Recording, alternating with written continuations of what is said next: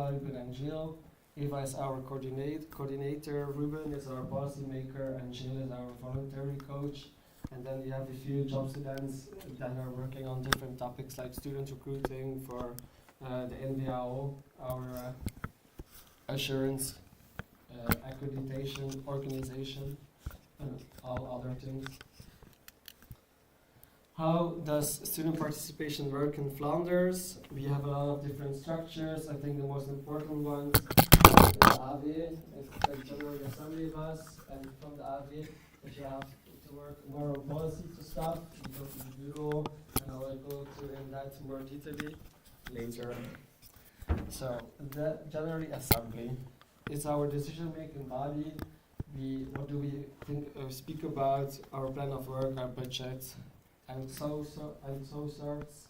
The General Assembly happens almost 6 times a year, where all representatives of these higher education institutions come together, and we speak about Flemish problems, for example, housing, the Gouden Knip, if that rings a bell, and other stuff. The Bureau, our substantive decisions, what do we go about there? We make statements about different topics. For example, as some might recognize, we made a survey about housing previously, and we shared it with some members of you. We will bring out and write a statement about housing. This happens more frequently, around 8 times a year.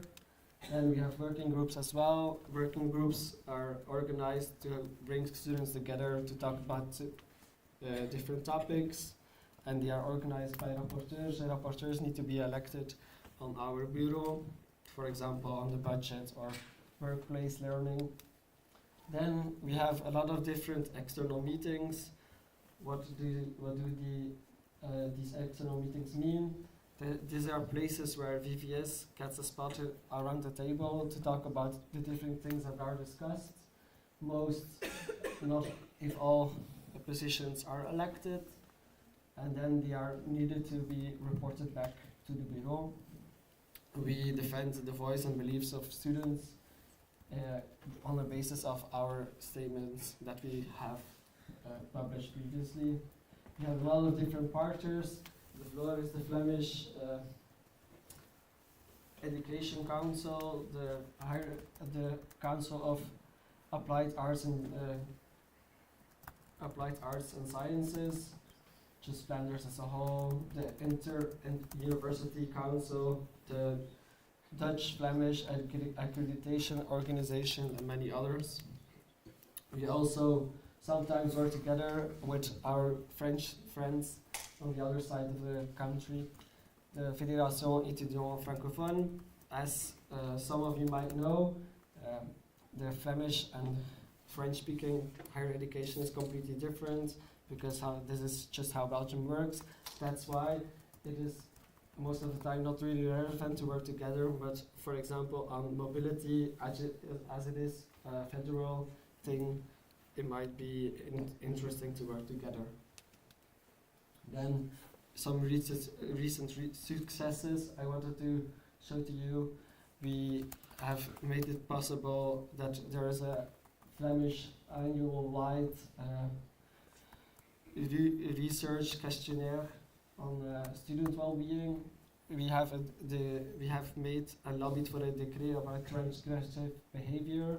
There's a Flemish national reporting point. So, for example, if something might happen to you, you have always a place to go to that isn't necessarily linked with your institution. If something might happen in your institution, student housing, we lobbied for lots of more budget. Then some statement on mobility, and a recent statement about the strikes of the public transport, as the NMBS has been striking a lot. We made it possible that some nursing students got an extra grant of €1,000 in their 4th year of their studies. Then next to that, we are happy to see that there are more more work hours for students to have labor without any extra costs. Current teams, what are we busy with? I think everything speaks for itself. And then, do you have any questions?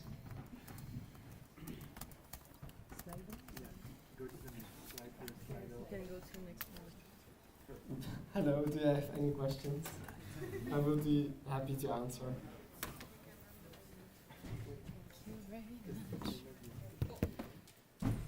Is it the same code as yesterday? Perfect. So as yesterday, we're gonna use Slido. Same QR code, same code as yesterday. You have opened it?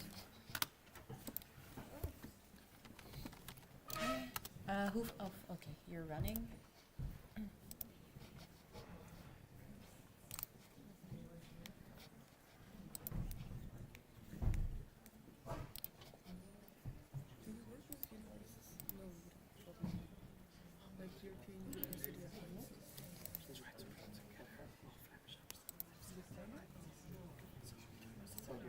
Okay, so Noah? Tiffany? No, or whatever, do you have a mic? Okay, whatever. Noah, you can go. Noah, ESN Belgium. My question is to you, how could VES and the section of ESN collaborate? And why would it be useful that we collaborate? Hello, hello, does it work? Perfect. Robin, VVS. How do VVS and the sections could work together? I think it could be for us. We want to represent all students in Flemish higher education institutions, but it has been hard through the years to get international voices into our policies. So in that way, we want to collaborate with ESN to try to get the voices of international students, of ESNers. They are more well known with the different kinds of things that happen to them. For example, as I might experience, housing is much more difficult if you don't necessarily speak the native language, for example, and that's why it's good to have a perspective on that. I think that's it. Okay, thank you very much. Lena? Just a quick question for clarification. What do you mean by Flemish national? You mentioned it a couple of times talking about the mental health study.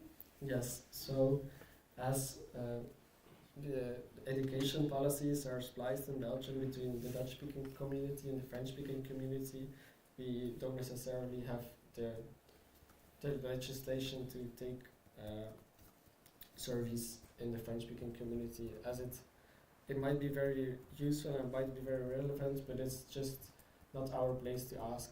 It is the place of FEF. But yes, it might be confusing that I use Flemish national mixed together, because on an international level we are, or like VVS is seen as a national students union, so that's the reason I sometimes use national instead of like regional community. ESN Gent. I was wondering, in what ways do you receive input from students currently? Is it the first time you hear about it? But which channels do you use to get inputs or like feedback from students? Good, perfect. What ways do we use?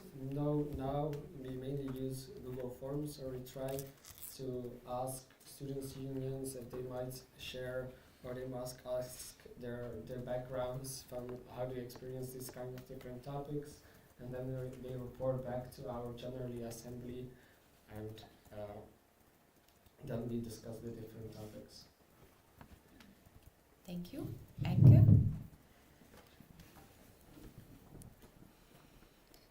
Hi, thank you for your presentation. It was very interesting. What are the resemblances with ESN, and what did you learn from us? And what is one thing, we could take away from VBS?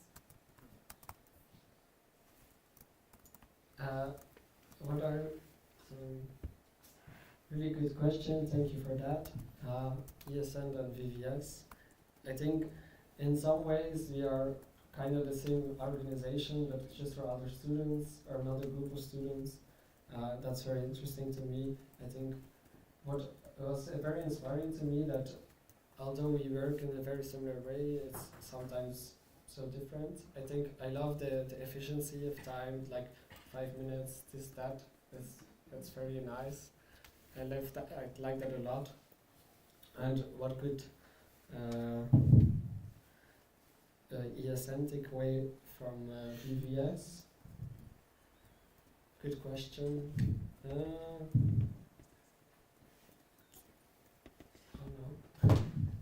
Then we're perfect. Good. Yeah, I will get to that later if you want. Perfect, thank you.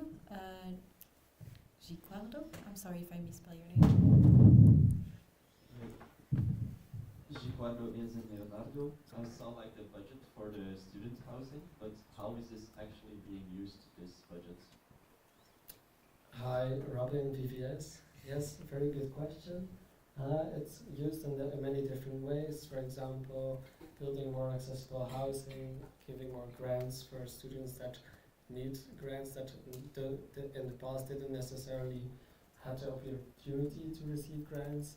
In that way, the budget is used to make housing more accessible for those in need. Thank you. Margot? Margot, ESN Brussels. Thank you for your presentation. My question was, since you mentioned FEF for the French-speaking universities, 2 years ago my section got a warning from the NBNC because we collaborated with them, and we got a warning because they were seen as political, so I was wondering how could you see a collaboration? To clarify, a collaboration between ESN and FEF, or? ESN and organizations such as FEF, since you mentioned them, for like Yes. kind of an equivalency for the French-speaking part. Yes, exactly. Yes. I think what really... Okay, perfect. Can I go on? You can, and then Noah will go. Perfect. So it's really interesting to me that although we are in the same organization, but just for the different communities, we work in a lot of different ways. PVS tries to be a non-party political union. I don't know what the word is, sorry. And I feel like FEF is more open about their political stance, and in that way I can imagine that you got a warning, but I don't necessarily. Yes, I think it depends on which topic that you are working on, and maybe there's room for collaboration. I think you just have to talk with each other. Where do you stand? How do you work? And I think that could be a great conversation. Noah? Anyone from ESN International, please close your ears because I'm going to start pitching. Sorry. You're on the live stream, honey. Oh, oops. Yeah. That's fine. The political thing, I think that we as in BNC get mixed signals a lot. It's been a debate the whole year with the presidents this year. I've been pissed a couple of times about that. I think that the guidelines that they follow are guidelines that were created a long time ago by the Education Committee that is outdated, and on that Rita also agrees. I think that there's sometimes we see too much of political things while we have the difference being political and supporting our ideas or values. So I don't know why you got that wording at that time, and I don't personally know that well, but that's definitely something that we could look into together to see if it's really too political or not. But it's a student union, so I would say go for it if you want to collaborate again, and I'm sorry that happened, but we also at NBNC get a lot of mixed signals from international on that. But I'm at a point where I'm like, well, what can they do? Complain about it too bad. I'm sorry.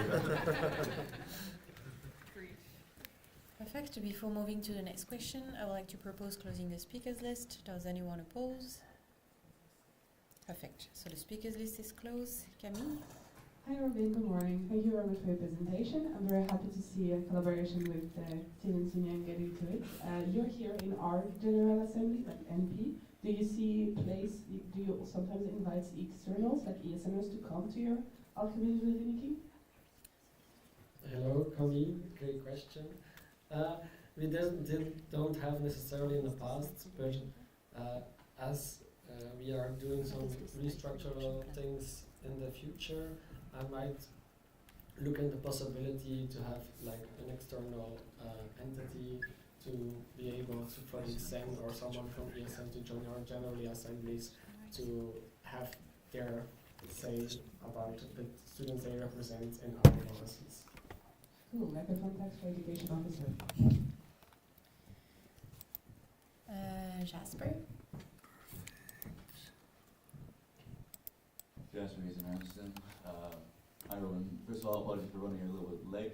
But I was wondering if you have a sister organization like something similar within the Netherlands, and if there is, if you see some grander cooperation between ESN Netherlands, Belgium, the ESN then. Okay. Yes, we have two actually sister organizations in the Netherlands. There are two national student unions in the Netherlands. You have LSVB, Landelijke Studentenvakbond, and you have ISO, Interstedelijk Studentenoverleg. And basically it's a bit different how they are spliced. It depends on what topics they are working with, and they are representing the students in that specific topics. Not necessarily like in Belgium that we represent a Flemish-speaking community and a French-speaking community. And I think there's always room for great collaborations. We just have to talk. How could we work together? I think there are a lot of similar issues between each other. Housing is a problem in the whole of Europe, so maybe that could be a thing to collaborate on. Thank you very much. Camille? Yes, so sorry, I should have spelled it out. Name and section, please. ESN Belgium alumni, spelled dinosaur. ESU stands for the European Students' Union, so basically for everybody in the room, VVS belongs to like the same way we belong to ESN International. It's the same national, and there's an international entity that goes for like European advocacy. And I was wondering, because we are talking about advocacy matters towards sometimes the EU and those kind of things, how is your collaboration with like this different, let's say, international level on the topic that we could also advocate together, because we're mostly about Erasmus and international students? Yes, really great question, Camille. So yes, as you mentioned before, you have the European Students' Union, that's the umbrella organization of all national students' unions, as VVS is part, as WIF is part, and a lot of different other unions. We have been working on a lot of different topics, and we have been lobbying for more money for Erasmus. And yes, we want more money, we want more mobility. I think that's the most important part. Thank you very much. Lisa, the speakers list was already closed when you asked your question. Really sorry, but you can approach him at any time. Yeah? This one. Can you like write your question fully, please? I cannot, it's closed. I wanted to retype it again before she closed the speakers list. I cannot, now you close the Slido, and I cannot pinpoint it to modify it. Yeah, but like for the next time, for the next questions, like we told you yesterday also. Sorry. Thank you. Thank you very much. Thank you very much, Robin, for your kind presentation. Now we keep moving on the agenda, and we move to the action plan update by Fien.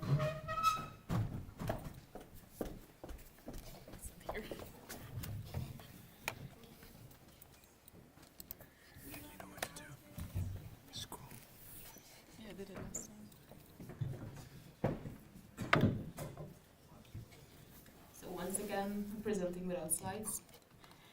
The action plan, so the document will be shared on the common drive, so I'm gonna try and go quickly through it, because technically all of you should have read it, you voted on it at BNP-III.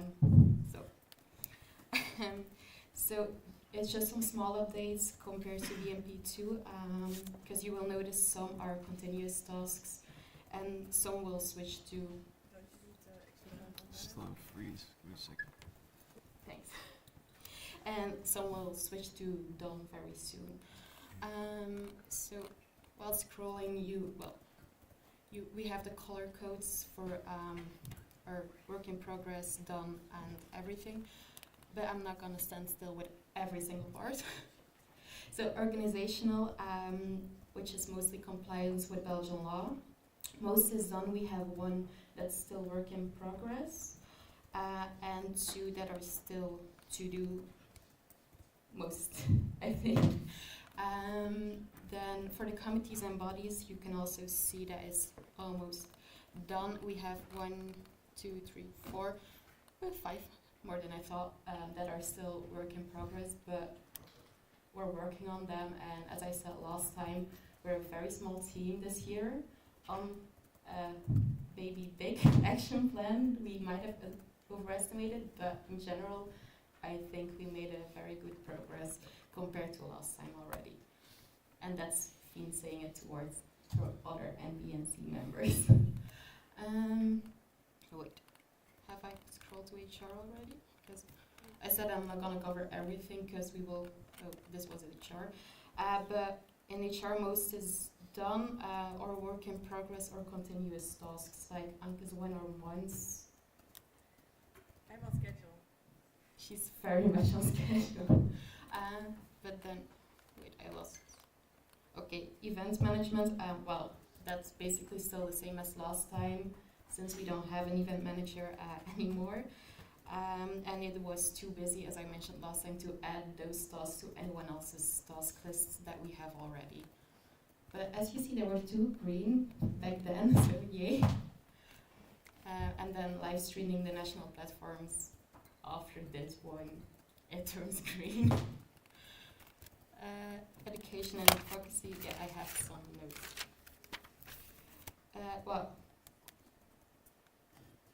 I have written done or work in progress. Yeah, sorry. And projects and activities, some things are work in progress or continuation of the National Week. And the awards, the city tour task force, not sure if I worded it correctly, but those are things that Cam is still working on.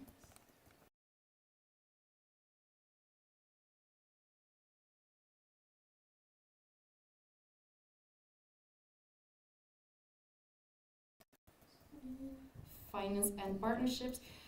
We more or less reached our basic goals, and some are still ongoing. For example, Omar contacted some organizations for possible partner or even sponsorships, but it's a work in progress as reaching out, having them to get back to us, it takes some time, but we're happy to say that this one is work in progress. The monthly overview of the bank accounts, I think I mentioned it last time as well.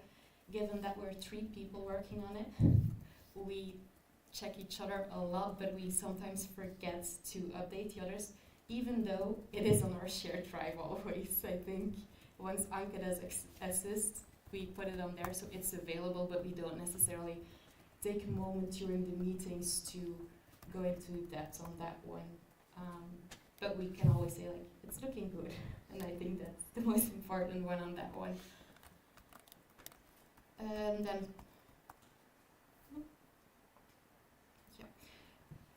wait, I lost where I am.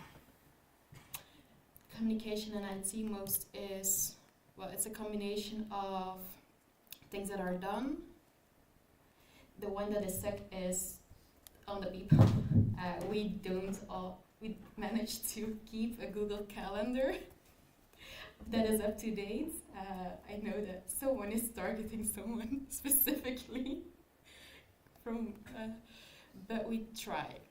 I think some of us try, but if you have your own system and it's something that the next NBNC will need to look into how they manage their agendas and manage everything. Spotlighting the NBNC is also continuous, for example. It's gonna go to green at the end of our mandate. but we still left it in blue because it is what it is. Helen is working on those things. So yeah. We are stuck on organizing an informal moment to connect with the national communities. I know that some tried to have an informal moment, but there was not a lot of turnout. Others just don't manage with their schedule, and that one I'm also gonna say that's one of mine. I'm sorry, it's something that we didn't manage to do. We would have loved to, but we hope that the MPs and the informal talks we have during the breaks are also giving you something. Oh, I think that's all I wanted to say. Oh, yeah. I mentioned before that given the small team, I'm very proud of how much things are done already. The continuous tasks are basically, for me, also done, most of them, because just we are still challenging ourselves also with some of the work in progress ones. But as I said, I'm very proud of what we managed to do with the amount of people that we are and the amount of action points that we set for ourselves.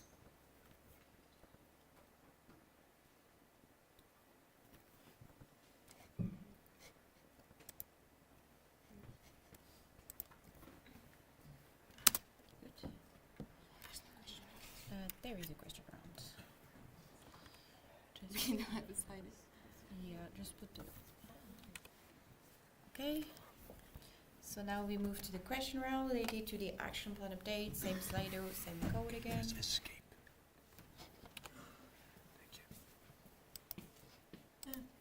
Makes sense. So thank you.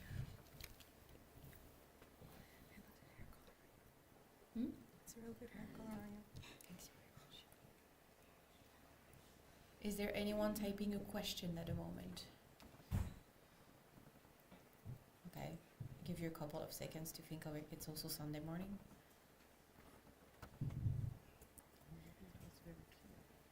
No question about anything they've done this year?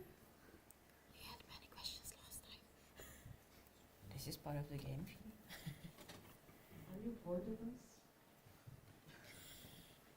It's not a question for Sunday morning, Henke. Okay. Is there anyone typing a question? Okay, I would like proposing closing the speakers list. Does anyone oppose? Perfect. So speakers list is closed. So we can move to the next topic of today. Thank you very much, Finn. There goes my stats.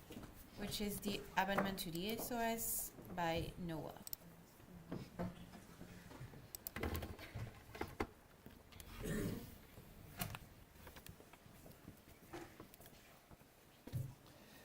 So last NP I said it was our last for this year with amendments, and then here we are again, but they are very short. I'm going to go very fast. I'm sorry about that. So the first one, amendment to the, so they're all to the standing orders, changing the voting procedure for the advisory board. So right now, an online vote was organized and the sections were supposed to vote, or we did it at BNP, I think, last time. That also something that we can do, but we believe that for the advisory board, it makes no sense that the sections choose them. For us, it's more important that, wait, is it the right amendment? Yeah, yeah, okay. People were looking confused, sorry. So for us, it makes more sense that's the B and C that would vote on the advisory board. All those amendments have been discussed also with the advisory board, saying how it went this year and how we can better it for next year. The thing is, yeah, we are the one that are going to work closely with them. We also know what they have done in the past and what kind of skills we would need from an advisory board. While for you, if you take Clara, for example, she's a bit more distant from the newbies. You might not know her. I mean, she's always there, but you've never, probably, a lot of you didn't probably see her as NR, for example. So we do believe it's important that that choice stays between D and B and C and not the section. Then we have the second one. So the timeline of the advisory board was kind of confusing and hard to put in practice. Like on paper it might look good, but in practice it was impossible. So we decided to start on the Monday after the first NP and end on the last day of the first NP the year after.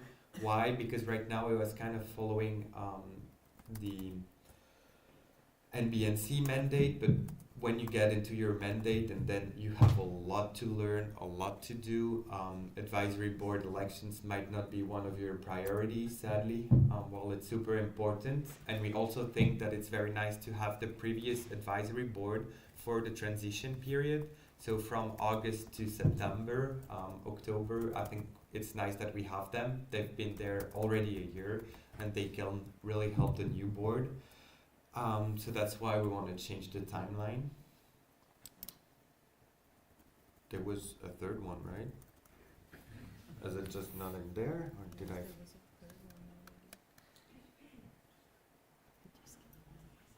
No, Amendment 2, Slido. Yes, I'm gonna quickly pull up the third one. Oops, sorry. It's not going to be shown, but you got it by text also. Sent documents, Amendment 3. So it's still about the advisory board. And the last one is about the open call and how it works. So we want to do the open call for the alumni and the advisory board at the same time. Because right now, how we had to do it is open the call for the alumni network, and then once they were elected, we could open the call for the advisory board within the alumni network. We think it's better to just open both at the same time, and if you're willing to join the advisory board, you're directly included if elected in the alumni network, kind of joining both. And also opening it to people, because people that are in the alumni network this year are going to stay next year and the years after, unless they want to leave the community. It's up to them. We're not forcing them to stay. But then those people can also apply. So that's mostly the last amendment that it was. Yeah. Okay, now. Oops.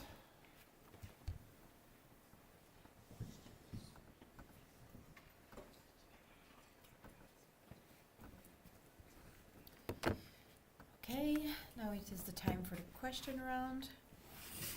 Same Slido, same code.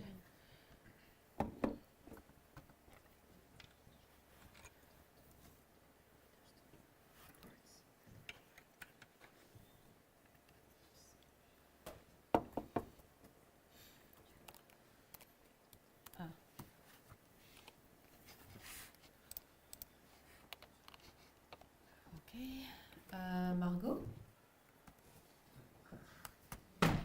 Oh, okay. This one? Yeah, if you can. Is it on? It should.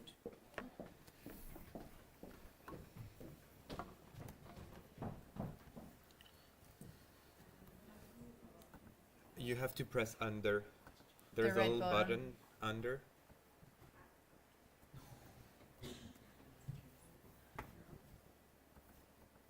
Then wait a bit. Margot, ESN Brussels. So my first question was regarding Amendment 1. So considering that the NB already selects the people who can join the alumni network, in our opinion, the NB kind of already pre-selects the potential candidates for the advisory board, and then we, the section, are working for the ones who are interested in joining the ABB. So don't you think that you already have your word to say at this step of the process? No, at ESN Belgium. The problem is the alumni network is really vague.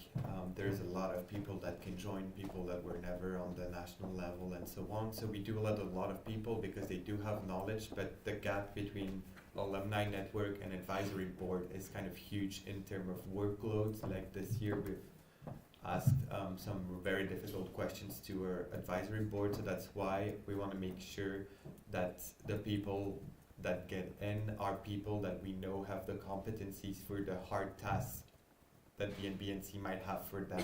It's not just some random questions, we are really targeting them when we don't know. And if we don't know the whole board, it means that those questions are usually really hard. So that's why we think it's very important that we can make the choice to be sure we have people capable of helping us in times of needs, if that makes sense. Yes, Fien? Fien, ESN Belgium. I think the only times we said no is when the applicant was still active in their local section. All others have been admitted to the alumni network. Just like we're not sorting like, oh, we don't like this person, that's really not happening. It was just, they're still in their local board, so they cannot be alumni yet. But as soon as they leave, they can apply again. Thank you. Jessie? Jessie, Salut. It's about the amendment 3. Since someone can apply at the same time for the alumni network and the advisory board, and there is no condition to have been in the alumni network before joining the advisory board, what is the point of joining both and not only the ADB? So when you're advisory board, you're also in charge of the alumni network. So those, like, if you're in the advisory board, you're kind of an alumni in the alumni group at the same time. So both are really interlinked. They're, for example, for the questions, they gathered all the questions from the alumni, the advisory board, and then they asked them. So they're the one working more with the alumni also. So that's why, if that answers your question. Yes. Okay. Camille? Hi, Camille is in Belgium. I really apologize for not stating my questions entirely before. I'm fixing my mistakes now. I would like to ask, what is your rationale for, so this is regarding the amendment 1. You say you will still do a vote within the NB, and why not move it to just an appointing of the members? Does it make sense? Not to me, no. So in ESN International, it's just appointing of the people. There's not just a vote happening, and it's something that happens a lot in statutes. Fien, you can go. Maybe a question. And like the advisor, the ones that want to be advisory apply for it. I think there's maybe the confusion that then if we have more applicants, because there's only limited spots.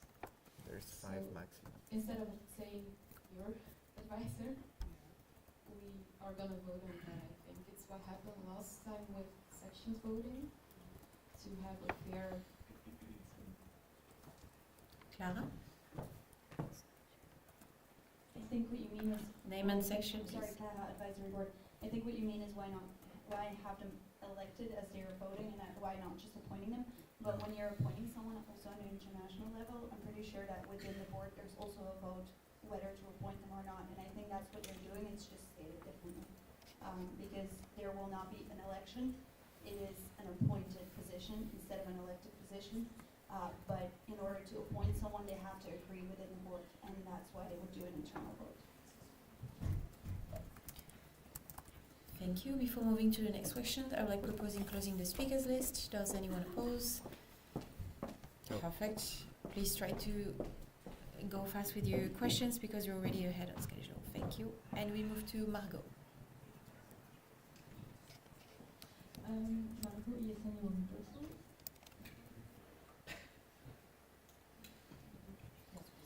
Considering that the MD's work with the advisory board concerns directly the Belgian network, so the sections, don't you think that the sections have also the right to express their opinion regarding the applications for the advisory board?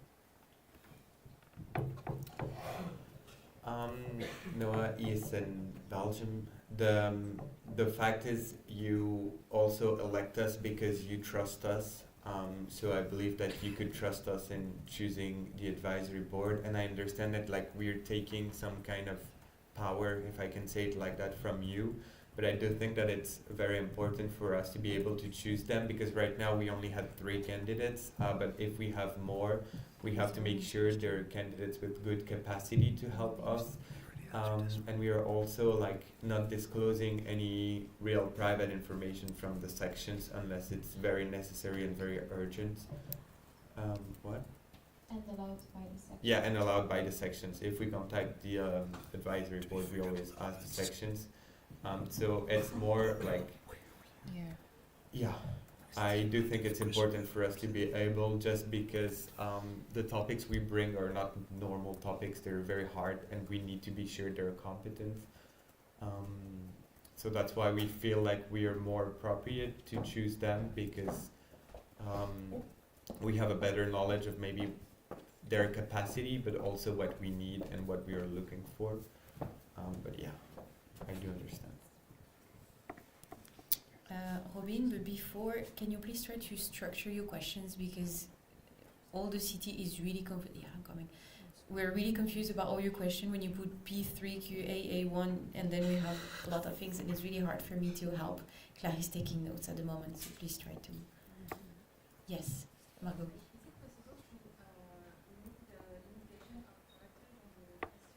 Can you move the limitation of words? We're checking. Clara? Nope, I need to pay. It was a comment on the question of Margot. So having the NBNC appoint a person for advisory board doesn't mean that they can't ask for the opinions. So on the international level, it also happens quite often that opinion polls are made towards the country. So the same thing can happen here as well. So opinions can still be asked. This is just because they know usually, except for some of the older people here, I mean, people that have been in ESN for a bit longer, but they usually know the people applying for these positions a bit better, what Noah has been saying. But I think you will still ask for opinions from the sections for sure.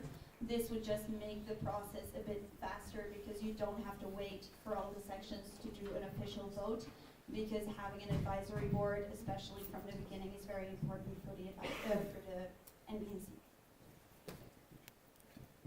Thank you. Robin? Hello, Robin DDS. I think I misunderstood something, but still I want to ask the same question. How don't you think there might be a conflict of interest when acting an advisory body? And so, sorry, I want to add something as well. How would you ensure transparency about the election? No, ESN Belgium, I don't really see a conflict of interest here, in the sense that the advisory board has no power. Sorry, but they can only give suggestions and comments, but whatever they say, they have no power. So I don't really, it's not like with audit body where they do have to audit everything that we do. Here it's more, we go to them when we need help. So I don't really see a conflict of interest, and I also think that we have up to 5 positions, so it's not gonna, hopefully never gonna be only one person, so they have to discuss it within their own board. So we do have to discuss it within their board when there's a topic, then we bring the topic to them, they discuss it between theirs, they give the feedback to us, we discuss it again together and see if we want to follow the advice or not. So I think that there's a lot of steps that would prevent conflict of interest. Okay, before moving to the next question, I would like to shorten the time to 15 seconds for question and 30 seconds for answer.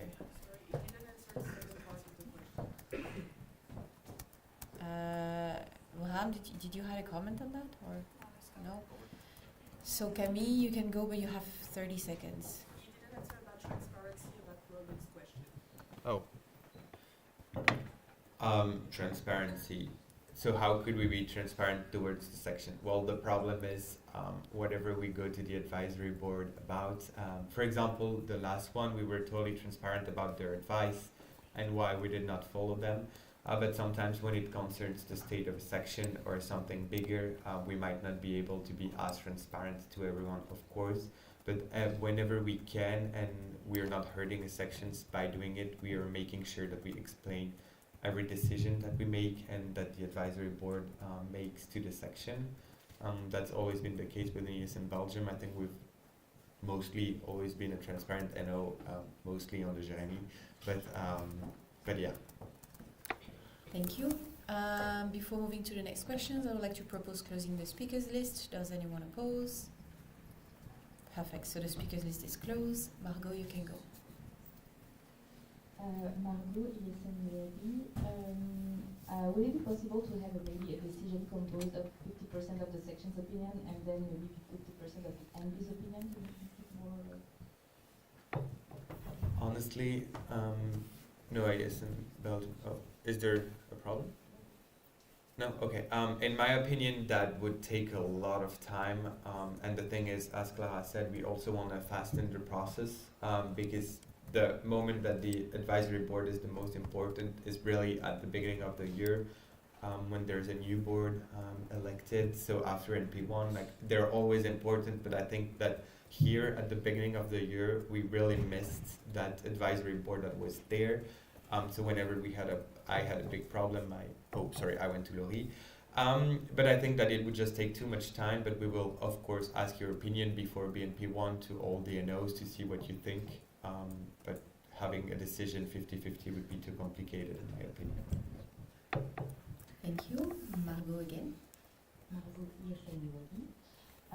When you said that the mandate starts after the first NP, you mean the first NP of the new advisor or the first NP of the year?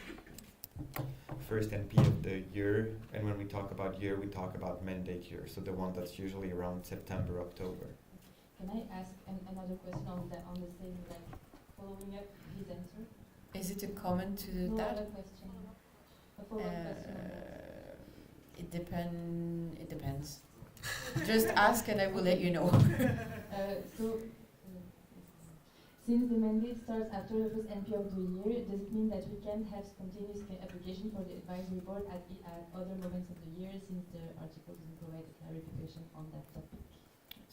Yeah. Okay. No, ESN Belgium. It depends. If we have the 5 positions filled out, then we cannot have any more application for the advisory board, of course. If we only have 2 or 3, it's like D and B and C. We can do later open calls, and their mandate will start when they get elected, technically, like for us. Thank you. Lisa? I'm not running this. No, don't run, please.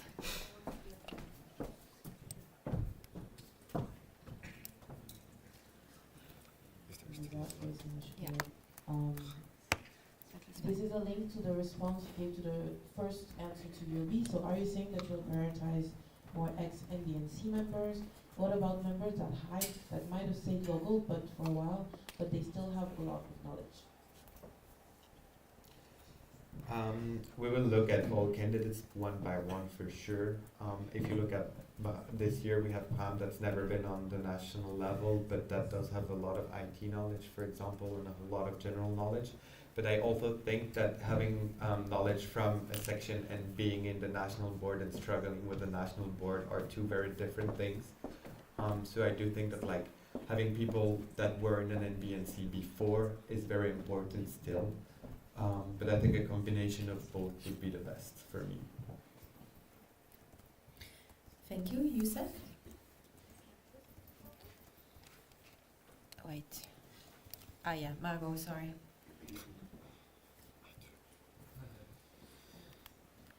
Margot, ESN Brussels. Can you please give more explanation on why we have to end the mandate on the 31st of October if the NP takes place later, as it's not very clear? I'm not sure I understood. No, ESN Belgium, just because in our legal documents, the timeline for national platforms are not fixed. We just have to have a minimum of 2 per year, I believe. So we could do one in May and one in June. And it would make no sense that if we have one in May, well, their mandate started in October, they went a full year and again to May. So it's making sure that if we don't have a first NP around September, October, their mandate still ends at one point. Thank you. Youssef? Hello, Youssef, ESN Brussels. So I understand that the main problem is that you see that people that don't have enough competence are joining the advisory board. At the same time, I understand Margot's point where she's talking about like we still want the sections to be able to voice their opinions. What if we set stricter guidelines for the people who want to run in order to have people who have to be competent to a certain extent, and then the sections can still go vote on it, and it wouldn't be a problem for whoever is in the national board. No, ESN Belgium. So we've never had people that ran that weren't competent. We just had it for 1 year. We have 3 people, very happy with them. We were just mentioning that it would make more sense if we have more applicants in the future that the NBNC is able to choose based on what we know. But I think that having stricter guidelines would be very restrictive, and it should be more on a case-to-case basis and candidate-to-candidate basis. Jasper, you have a comment? You can go. Just reason Amsterdam. It's also nice to know that in the Netherlands we already have a COA. Process of applying to that is to also go to the national board, but also get a recommendation letter from the current COA, the current advisory board. So maybe that's something you could take into consideration as well for process selection, if that's an issue here for some sections. Thank you very much. Josephine? So quick reminder, it's 15 seconds for question and 30 seconds for answers.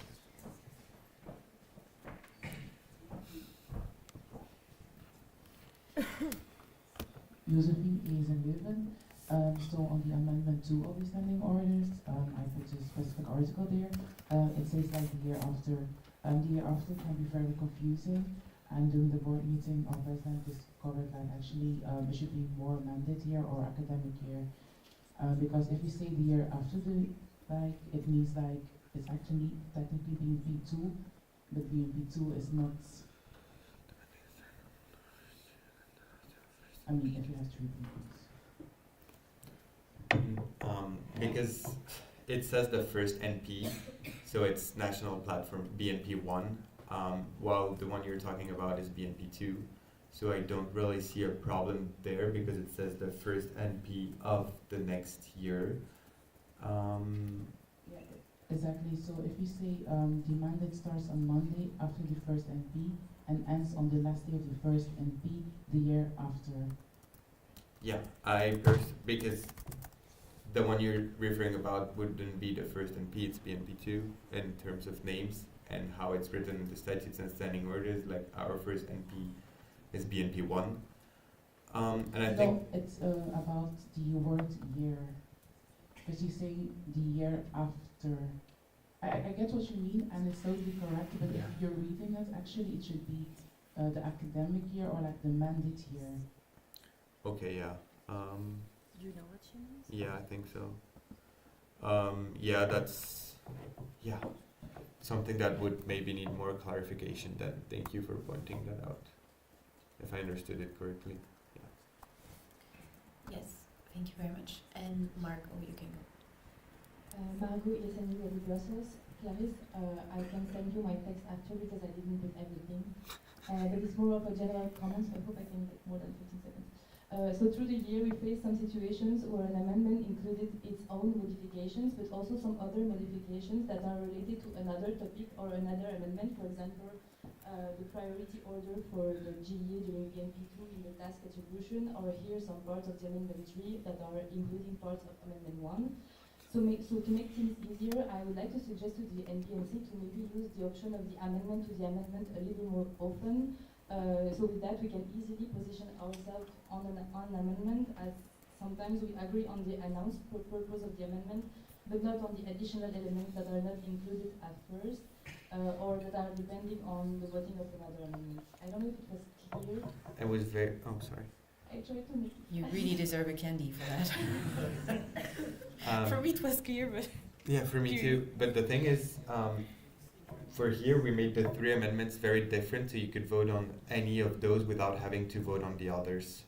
So I don't get that point. For BNP-2, the thing you mentioned, I get it. But here, the 3 amendments are supposed to be separate and not relying on one another, so you could vote on one but not the other. In my opinion, Margot, yes, and in the Amendment 3, there are some places where it is said that you already, like the NBNC already chose the advisory board. And I think that if we vote, for example, no for the So, sorry, if Wait, please slow down for the minutes for Clarisse. Oh, sorry. Okay, please finish. Can you repeat the end of your question, please? Slow down, it's okay.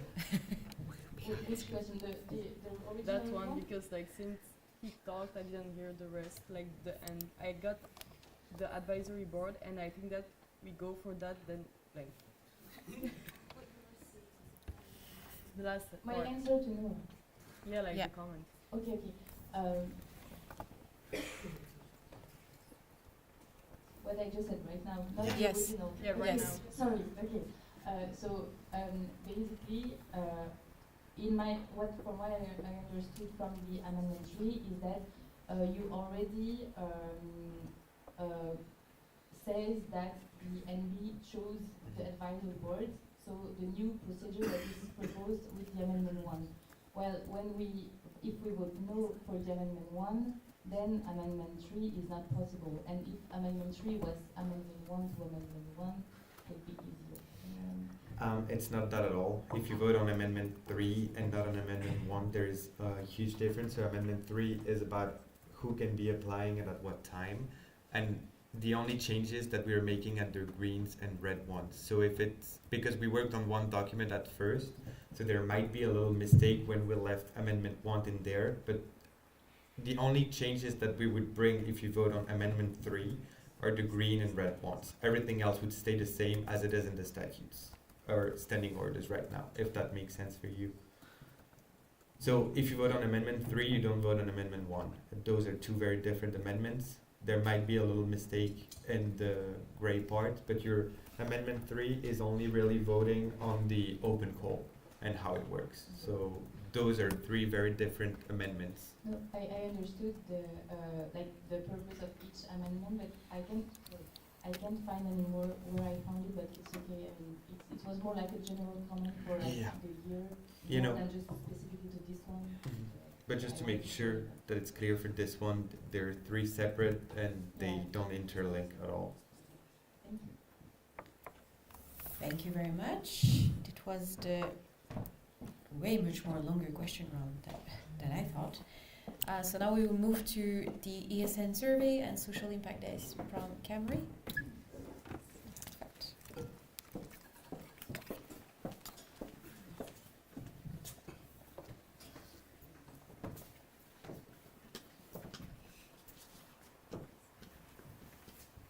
Okay, so I have two topics in one, ESN survey and social impact days. So first, social impact days, and before I forget, I have a quick announcement. So during the coffee breaks today, Helen is going to be filming videos of people asking about what impact has ESN had on you as a volunteer. So if you want to do that, Helen will be around, and you can already think about the impact that, or what you might want to say if you want to be in a video.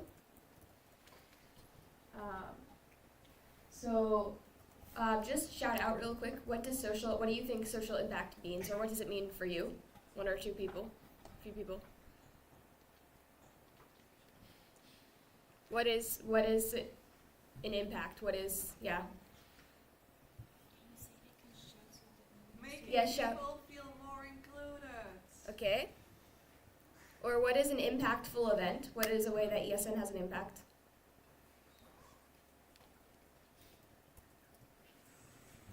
Raising awareness for issues like sustainability. Great. Yeah. So social impact is the causes of ESN: culture, education and youth, health and well-being, environmental sustainability, social inclusion, skills and employability. But it's not just about the causes. The causes are concrete suggestions of how can we fulfill the mission of ESN. But it's also, impactful events are also events that make an impression, events that people remember or help people to build connection. And there are a lot of ways to have an impact that are not just events that are about specifically focused on the causes. It could also be events that are a little bit more, that you've put an effort into making them inclusive or making them sustainable without the whole event being an event, quote unquote, about sustainability. So I think sometimes we worry about if I do these social impact related events, Am I going to be able to get people to come? Are people going to enjoy it? Or is it a very kind of party type of semester of students? But there are a lot of ways to have a social impact. The causes are important, and you should definitely keep them in mind when you're planning your events. But don't just think that that's what it's about either, because it's a lot easier than you think. So the social impact days are 2 weeks where in the network, internationally, we're highlighting what is the impact that ESN has on the communities. So it's about having events that are related to social impact, events about the causes, but also highlighting the impact that ESN has, which is why, for example, we're going to do this video, which is also helpful for recruitment. But this time for ESN Belgium for the Spring Social Impact Days, where it's very, very busy time of year. There are galas, there are other end-of-year events going on. So I'm not going to say, hey, go right now, organize another event on top of that. So, of course, you are welcome and encouraged to, but at the Belgium level, we're focusing on how can we make our events that we're already doing more accessible, more healthy, more sustainable, and more in line with the causes.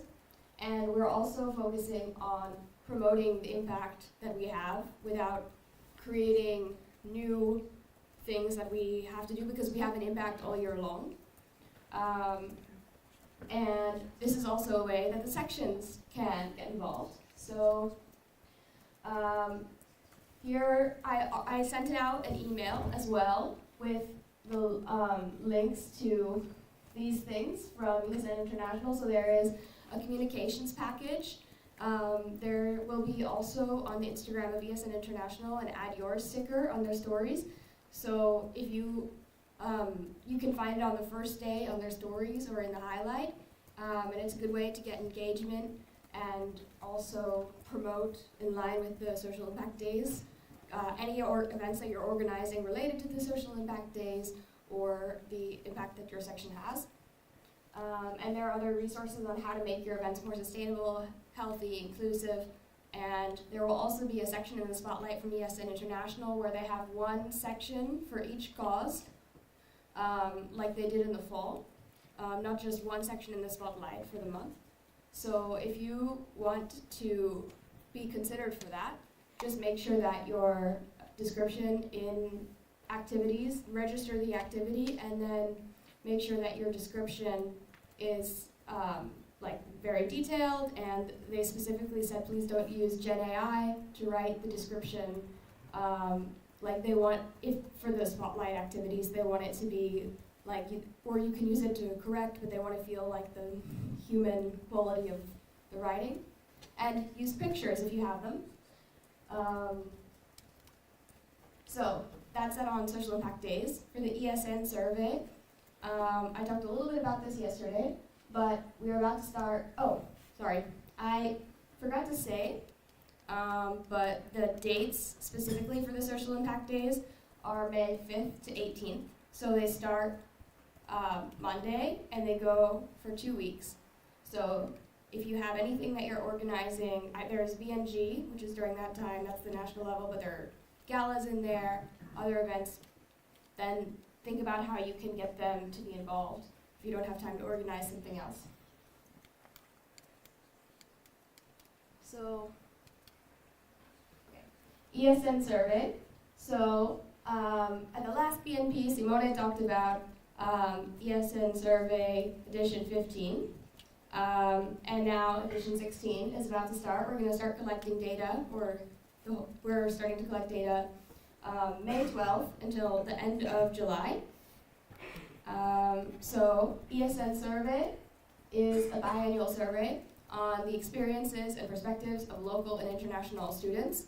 So if you've gone on a mobility in the last 2 years, or if you're thinking about going, if you're about to go, or otherwise, mostly the focus is on international students, but it's also interesting, there are questions about if you haven't gone on mobility, why not? And so then you can see in the ESN survey report, what are the issues that are being faced relating to all sorts of areas, funding, housing, courses. Do the students know their rights? What is the Erasmus Charter?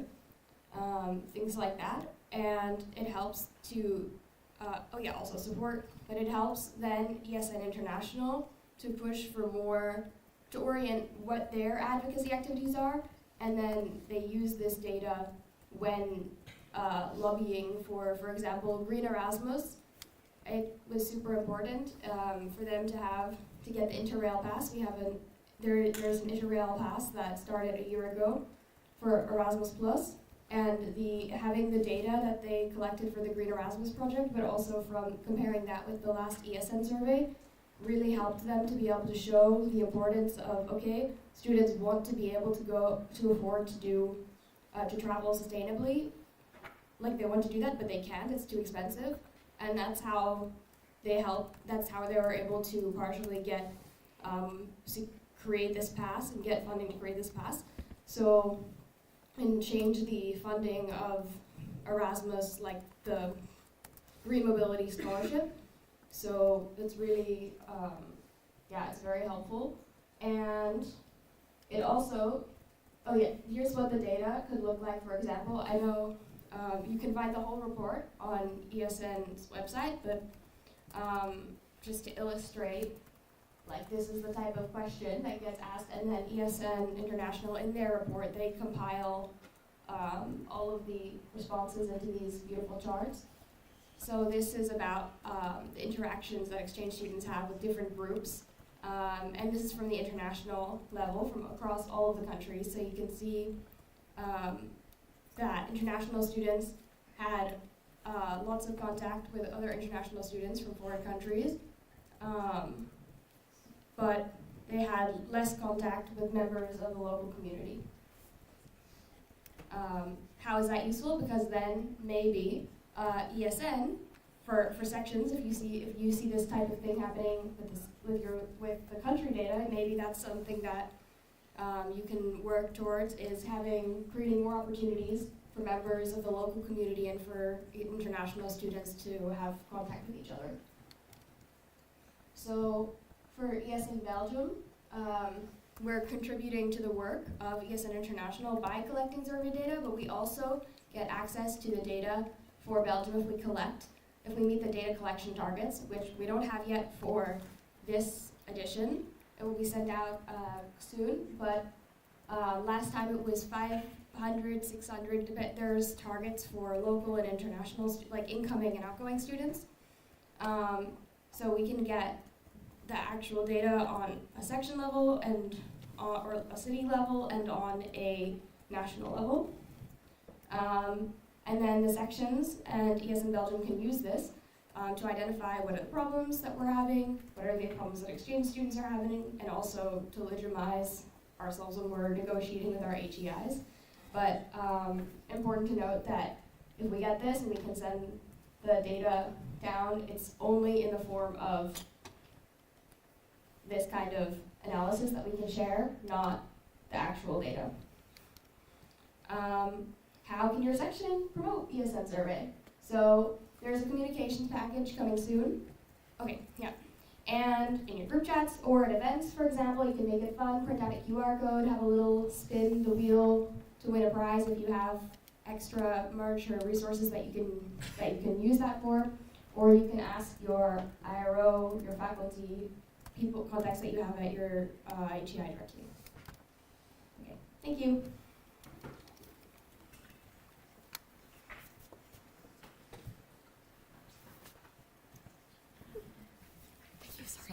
No worries. Perfect. So now no, I don't need that. So now we move to the question round. We already have some questions. We already have some questions.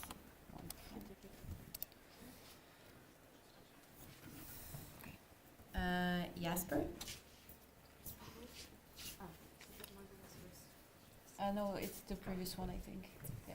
I think you have to delete Margot's question. Can you delete Margot's question, please? It was the one from the Yeah, previous it's great to question. have some. Very shout out to the ESN Wiki, but you can actually find a really good document regarding making events more accessible if you go to the Wiki Toolbox to event management.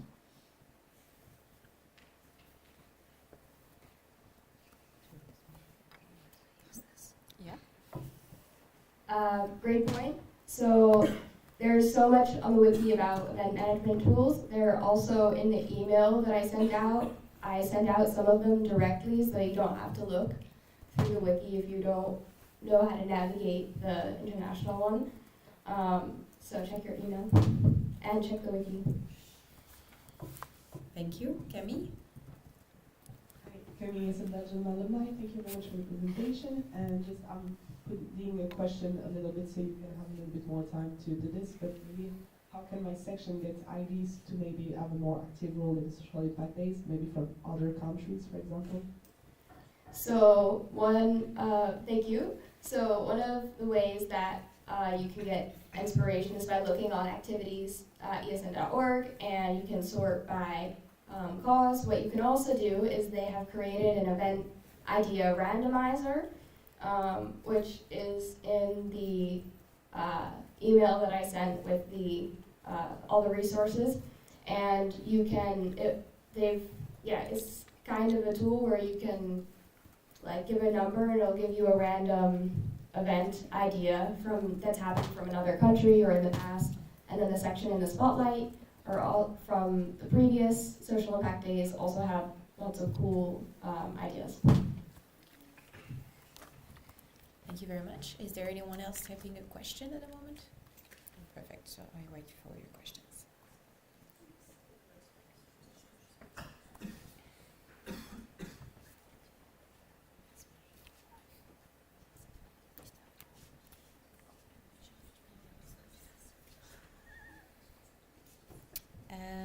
I don't know who Anonymous is, but I think it's Joachim.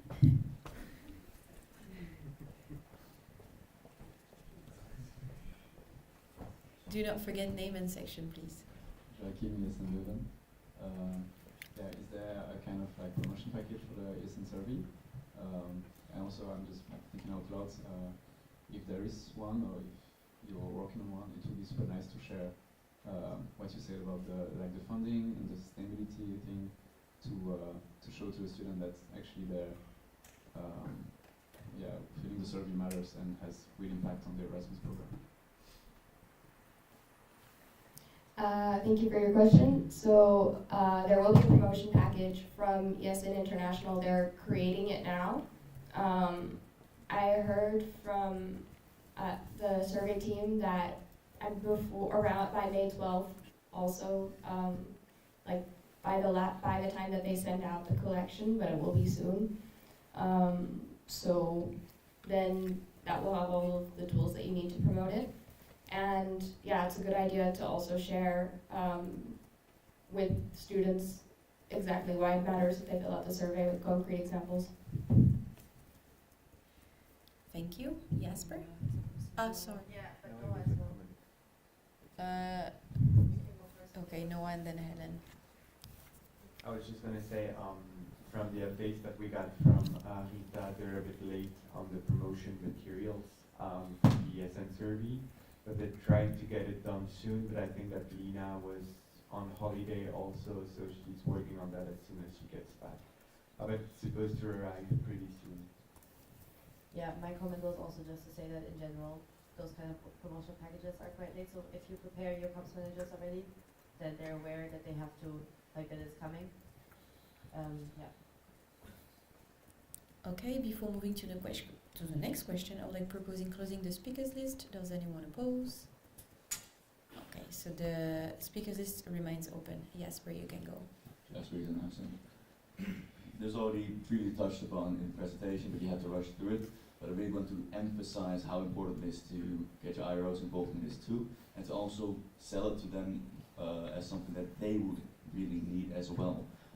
We all always think from the ESN perspective, but IROs might not find that very interesting. But if you sell it like, hey, this is a local breakout report, a possible local breakout report on the mental health and well-being of your local and international students, that sells a lot more. Yeah, that's also a way that you can convince them to help send it out, is by saying, hey, we can eventually get more local data that we can then analyze for you and give you some insights, but not if we don't get enough respondents. So please help us. And NOAA is also like very much taking the lead on this, like sending out mails and things. So definitely also reach out to NOAA about coordinating IRO contact. Thank you. I'd like to propose closing the speakers list. Does anyone oppose? Perfect. So the speakers list is closed. Hanahi, sorry if I really misspelled your name.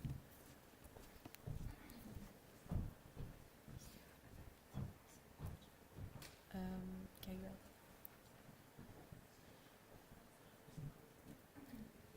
Hello, I'm Anahit from ESN Brussels, and I wanted to ask for Social Impact Days, how do you think we could reach more people other than the ones in the vicinity of our group to make a bigger impact? Because we have a couple of events planned for Social Impact Days. So first, I forgot to share this before, but in terms of making a bigger impact, one of the things that we talked about in the Social Impact Days call was planning, like thinking what is your goal for an event and what type of impact you want to have. And that helps you go into it and know, okay, if my impact is to, for example, reach a big audience and put contact between local and international students, then maybe I will partner up with a local students association and see if we can do an event together. Or if my goal is to educate people about skills and do something related to skills and employability, is there maybe an expert that I could call on, or is there somebody that we could reach out to that we know that could help give very concrete knowledge? So it depends on the type of impact that you want to have, but yeah. Thank you. Thank you very much. It was the last question for this topic. Thank you very much, Cameron.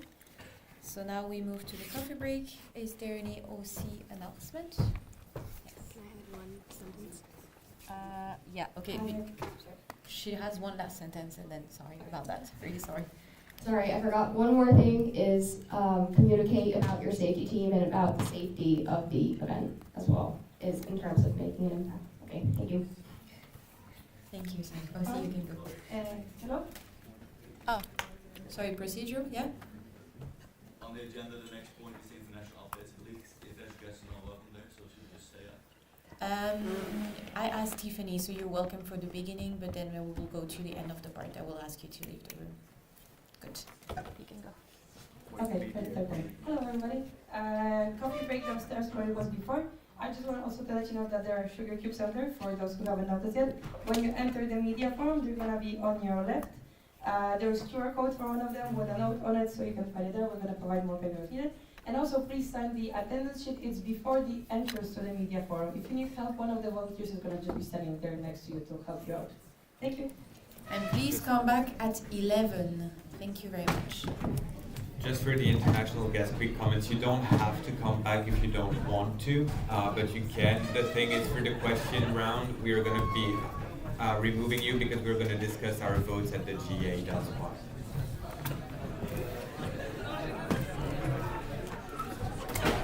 I have a question.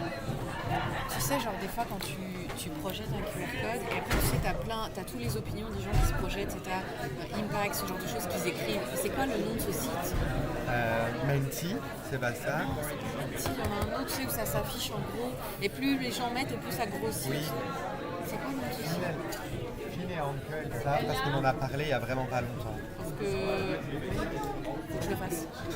Je suis là genre Demande-leur parce qu'elle ça.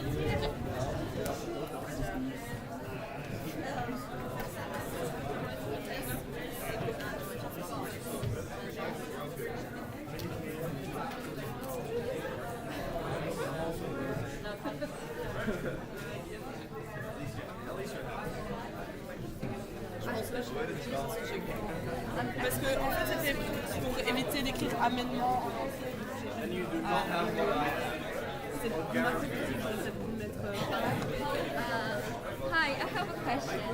So we're a bit late to the agenda, so where's gonna be peak time, picture time? After two, because from 2, yeah, because from 2 until like 2:40 I have an online class that I have to. I don't want to miss the peak. Right now, it's Just full on workshop right now. It is in but you can ask to know like can you use it like before after lunch. Yes, okay. I'm not sure if he's going to say yes, but you can try. Yeah, I will. Thank you.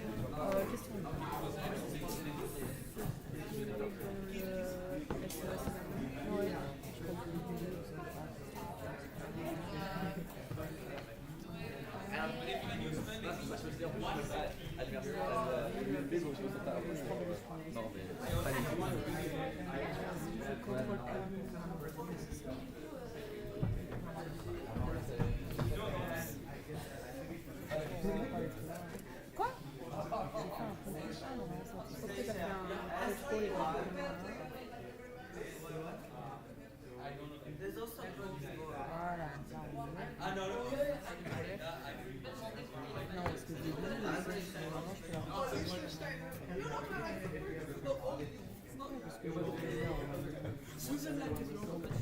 En vrai, c'était une question qui a été pointée cover par quelqu'un d'autre.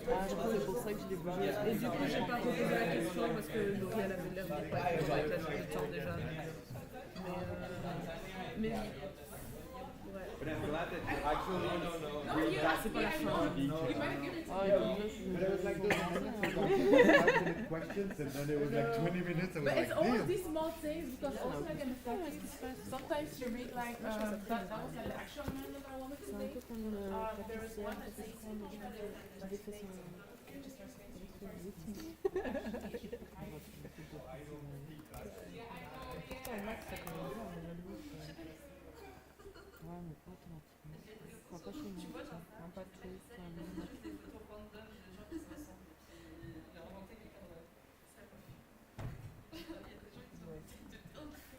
T'as vraiment de la patience aussi.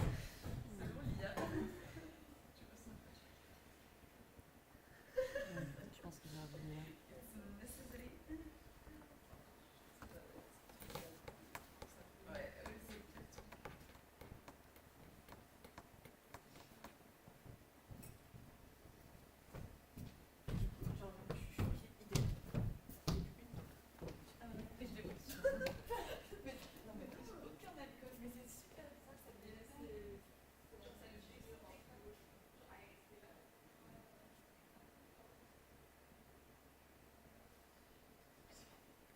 I'm just getting slower because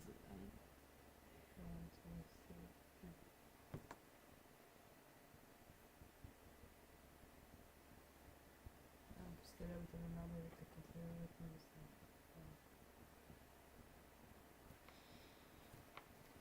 It was about ah voilà elle est là. C'était celui-là? Ouais. Ah voilà je retrouve bien. Bon bah tu t'arrangeras avec madame. Ah non, je lui dis plus rien. C'est fini. Fini. Ça au fond. Ouais. Ah ouais, non, ma veste elle est en bas. Mais je passe devant la salle en sortant. Dude, what the Comment ça tu fuck? fumes et t'as pas de briquet? Non mais allez quoi. Et là,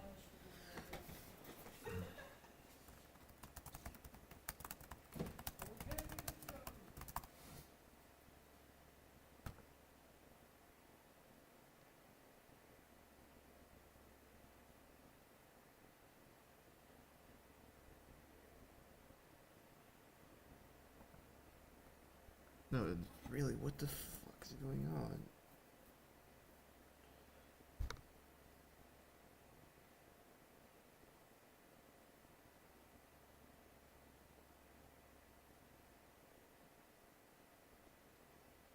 Like, what the fuck?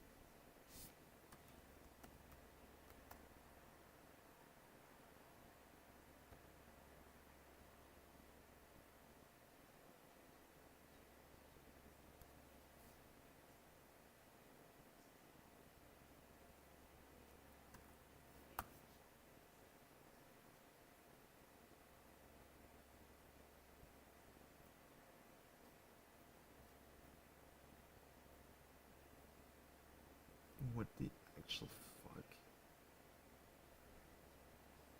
No. Managing his family to right now. I'm like, no, he's okay, he's okay. And very quickly you can see what persons are using that because they're really do a mission. And then we go, what is the Present. surprise with Laurie? What do you need? Glen, do you know what did Robin give something? Or No. did He did not. I'm gonna text him. Yeah, I'm really confused about that. I never met him before, like yesterday. I'm gonna have to change my pants because Probably I it's downstairs, but like. Yeah, but I really need to go to the toilet. Yeah, go. I will go down. I really have a lot to manage right now. I have a tear on my pants, so I gotta change my pants.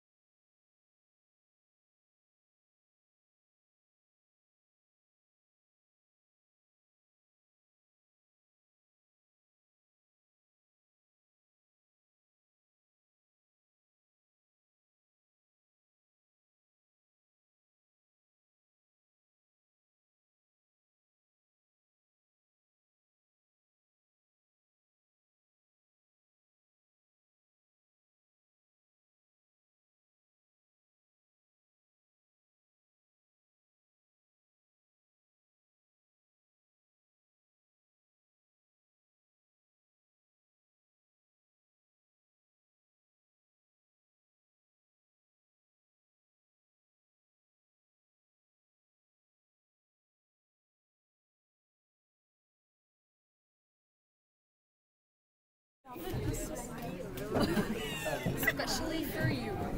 Thank you. I hope that's not on the stream. It is. Okay, so please everyone go back to your seats. We will start with the international updates. Everyone, Please. Sorry, I really need to have my voice for my work tomorrow. Okay, so Tiffany? Can someone run to Tiffany? No, she's not here.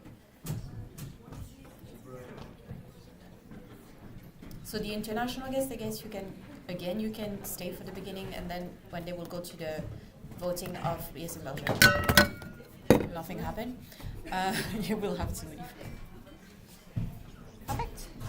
Perfect, Tiffany. Oh, I forgot to change my name. That is It's okay. Okay, we start.